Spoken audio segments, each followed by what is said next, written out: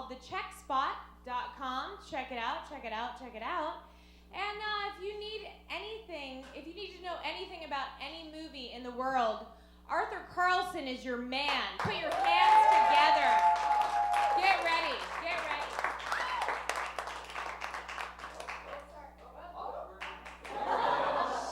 Oh, that brings me back to high school. Thank you. Oh, I just have to talk about this real quick. I usually don't talk about bathroom graffiti, but last night I was at this bar, and in the bar, someone had written, "I am the hashish pinball machine that rapes a piano." That's not the interesting part. No, the interesting part is underneath, someone wrote, "lame." I can think of a lot of things that phrase is lame, not one of them. Fucked and up, that's one. I just hope that guy that wrote that's like works in a psychiatric ward or something. I like to well Jello, lame. So anyway, yeah, about me. Obviously, I love movies. Part of my job, I edit movie trailers. That's what I do. And my office. The interesting thing about my office is it's actually catty corner to an office where they produce pornography, and it leads to, like, the other day I went to the bathroom, and I swear to God, every time I pass by it, I hear the most interesting things. And this time, there's a woman that's being interviewed, I guess, for their next big project. And as I walk past, I hear her. Well, let me ask you this, all right? When was the last time you heard this at your office? I don't feel comfortable putting something like that in my ass. It raises questions. It's like, oh my God, obviously there is something she does feel comfortable putting in there. I want to know what the interview is. Like, the guy just has a drawer and what is his sliding scale? Does he start with a Q-tip, work up to the Empire State Building? These are all my questions I have. And then on the way back, I swear to God, I heard her say, quote, "Oh, I feel like I'm the Meryl Streep of porn." Which, I don't know what that means. I can only assume she can do double penetration in a Polish accent. That's all I've got. Maybe she was trying out for their movie, The Devil Wears Prada, and a strap-on. I don't know. But I do love movies.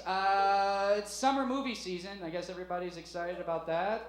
Yeah. It started off kind of weak. It started off with Wolverine. Not that great a movie, but what I liked about Wolverine is, like, the new mutant power that they gave him for this movie. It was something that you didn't see in the comics. You didn't even see it in the other movies. But in this one, there's a scene where right after he gets the adamantium skeleton, he pops up and he has this big battle sequence completely naked. And not once can you see his penis. That is an amazing power to have. My fiance wishes I had that power. I'll just be sitting there at home, we're watching The Biggest Loser in my boxers, and he's just poked out. He's like looking to see who lost 200 pounds. Oh, fascinating. It's the way it is. I have pants on right now, but you can't tell he's actually slipped out of the boxers right now because he knows we're talking about him. That's why. I tend to be a rather mild guy, but as far as my movie watching goes, that's the only thing that gets me angry. The thing I hate bad movies, and let me correct myself. I hate bad movies that are super successful. For example, my friends now know to get a rise out of me, just get me to talk about Obsessed.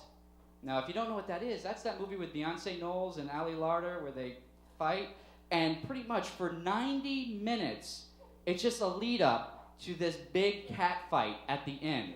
And it is the dullest cat fight in cinema history. Let me just say, Ali Larter, in this cat fight is wearing a t-shirt and panties, and that's it. And if you have that, and you have that fighting Beyonce Knowles, and I'm not interested, epic fail. Has anybody seen Obsessed? Because somebody's had to have seen it. Yay, we got one guy. Congratulations. The thing I hate about that movie is at the end, right, after they find out that Ali Larter is crazy, which you could kind of tell, like, at the beginning, like, she comes in and says, "Hi, I'm Lucy." I'm like, all right, you're a crazy bitch.